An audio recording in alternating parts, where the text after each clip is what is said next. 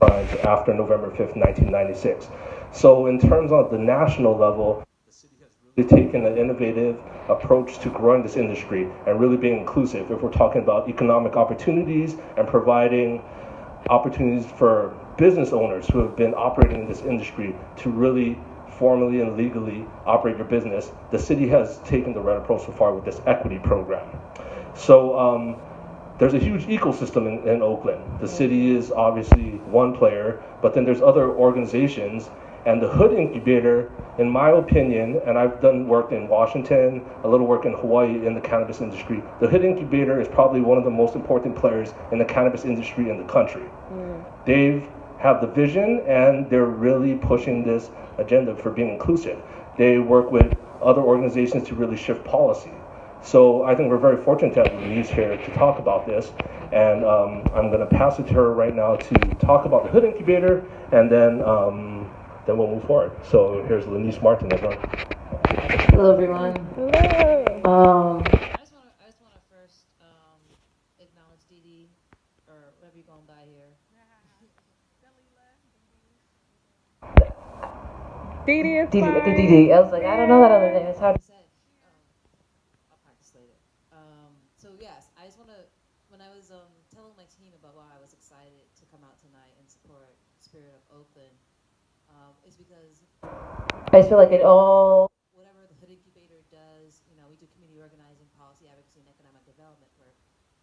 But at the end of the day, I think there's a professionalization to organizing that happens a lot of times. And in the Hood Incubator, we have, and for good or bad, we have taken to that model of the professionalization of community organizing, and I think that's great. We've had some really good wins.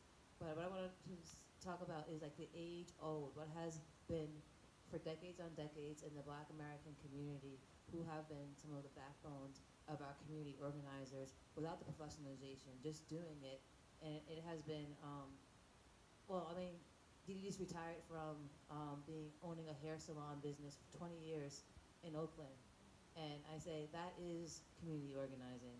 Every seat every head that you touch, every household that you take care of, every ear that you are talking to, influencing when you're in that chair, that's the origination of community organizing. What the Hood Incubator does, you just hope to catch to that actual intimate, real relationship building that it takes to shift culture and shift things. So I just want to give a moment for us all to actually thank and honor Dee Dee for leveraging the community that she's built to host this event for us tonight.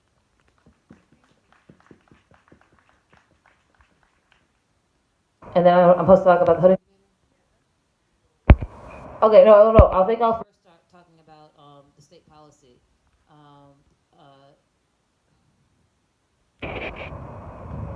So you just also just talked about. Oakland's equity program. Okay. Okay, so I'm gonna. Also start talking about Oakland's equity program a little bit first before I get to the state program. So I just want to say that Oakland is really awesome, is amazing. We're in a really we're in a founding city of great of thought leaders and a place that has a history of rolling out new programs. And we continued on in that fashion when we, as a city, came up with the equity program. And so in spirit and all that, that's great. The equity program. In many ways, is based on geography. The other one is based off of conviction. When we think about the aspects of the geography in those 20 or so police beats that were chosen, we know that those police beats included communities, whole communities. And so we know that they were chosen because they had the highest arrest rates over the last 10 or so years. And so that they were concentrated compared to other areas of the city. And so we know that whether or not you were the person who actually ended up in handcuffs in the backseat of the car, you never had to have that experience. We all know that there are many characters, many profiles of people that grow up in the hood, and the majority of them aren't ending up in backs of cop cars, but we're all experiencing the trauma of folks from the community ending up in the back of a cop car. the good scenario. So What I'm trying to say by that is whole communities, not just aspiring entrepreneurs were affected by the drug war. And what we have right here, what has been defined as equity, is attention only to aspiring business owners. It doesn't matter what race you are. The privilege to own a business is a privilege. And so if we're talking about equity, if we're talking about reparations for the war on drugs, and we're focusing on folks who want to own a business, we're missing the mark. Our communities need childcare. Our communities need after-school programs. Our community needs better health care. Our communities need more investment in spaces like City Slicker Farms and food justice and getting affordable housing. That's reparations for the war on drugs and investing in our education. And so I think the first thing we have to do is understand and not let the conversation of equity be hijacked by what has become the status quo conversation, which misses the mark. 100% misses the mark. But it is what we have. And so we take what we get, and we continue fighting. We continue organizing. Because this is not equity. This is someone wanting to have the opportunity to oppress someone else through capitalism. There's nothing revolutionary about private wealth. And I'm not going to preach about this, but I am preaching about this. But I want to really say is that if we're going to talk about equity, we're going to talk about the Oakland Equity Program, we have to honor it and say, be thankful and understand that it is the most, it is the model in the country. And because we're Oakland, we have to do better. We can't have other cities following this. This is not the case. It shouldn't be the case. Like we shouldn't have whole communities not benefiting from the cannabis industry. And that's what's about to be set up. And if we think about businesses in any business, most 50% of businesses fail in the first 3 years. So what we're doing is we're setting up folks who probably have, in many ways, the least viable to have a successful business in the face of an already very competitive market. So when we have this glitter and glow, look over here, folks, the show for black and brown folks with the opportunity to have a business, but we don't have real equity because they define equity inaccurately. And then we have what happens when anyone of any race opens a business and 50% to 1 to 3 years your business fails. Then what happens to the community? Do we actually benefit from it? And I would say from the things are going right now, I'm not sure. I say no.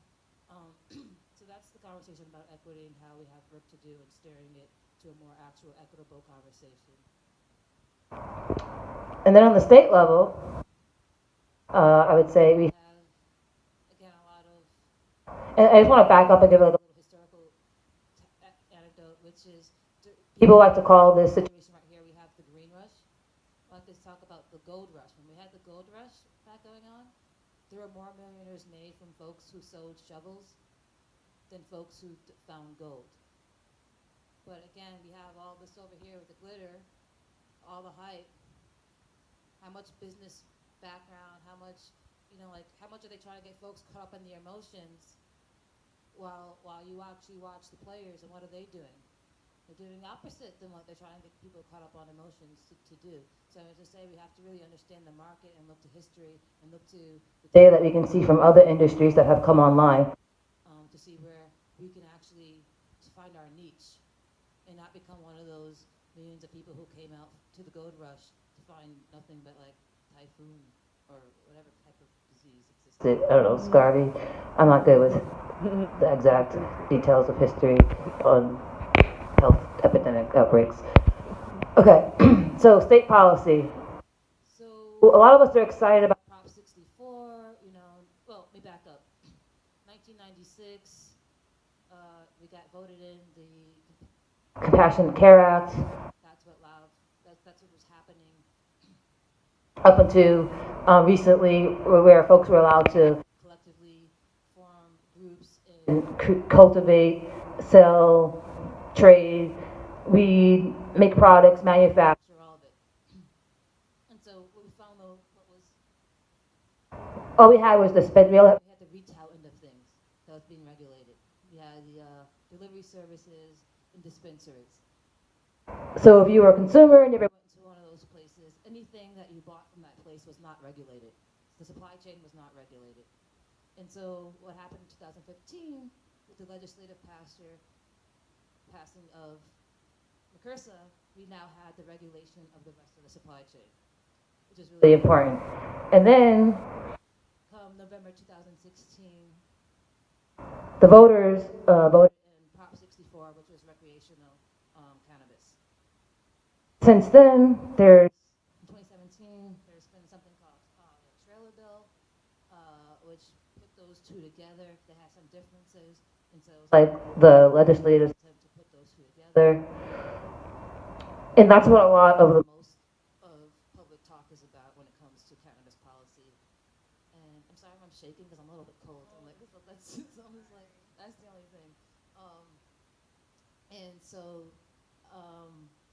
what we don't really hear a lot talked about is the fact that in 2017, this year, there was also 44 cannabis-related bills that went through Sacramento. and this is what the That I just came from was talking about. So remembering the glitter over here, legalizing cannabis, black and brown folks have the opportunity to get into the industry. over here, 44 cannabis. Related bills, the devil is in the details. So I don't want to go into the whole Whole thing because what's most important is why y'all came out here. You have particular questions, but I do want to share some like oversight of things I feel like folks should know. I feel like it's being left out of the mainstream, Conversation, which is in those 44 cannabis bills, which is important to remember, is that we have a similar situation of when you pass something and make something legal, that culturally, at one point, people still feel like should be a different way. So if we think about it, close our eyes, not too long ago, not really though, slavery. They're like, oh no more owning slaves. When they made that law, did people feel like they shouldn't own slaves anymore? No. When they made that law, did people not feel racist anymore? Did people not have evil in their heart anymore? No. So when they make this law about legalizing cannabis, has the most important things changed? no. Have cops stopped being Being able to somehow find black people 19 more times than the white person in Oakland? No. Systemic racism. Have the courts been able to figure out how to somehow not put harsher sentences on darker skins? No. So we have to remember that the culture and the environment of this legalization is that of it is just a piece of paper and law, but the people, the humans, that folks that implement laws don't have any change of hearts, and there's been no change in culture. and so that's a dangerous situation still, because you don't have things matching up. And so then continue with these things I talked about. So this is The background context to these 44 cannabis-related laws that we don't get really talked about. So I'm just going to focus on the trifecta that becomes true come January 1st, 2018. already existing before any of this.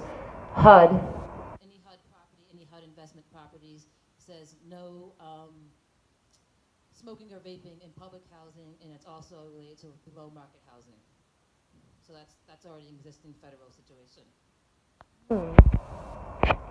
SB 65, signed by Governor Jerry Brown a couple months ago says that I think it says that smoking in your car comes with a $70 fine. We have to remember that Prop 64 has local jurisdiction, local control.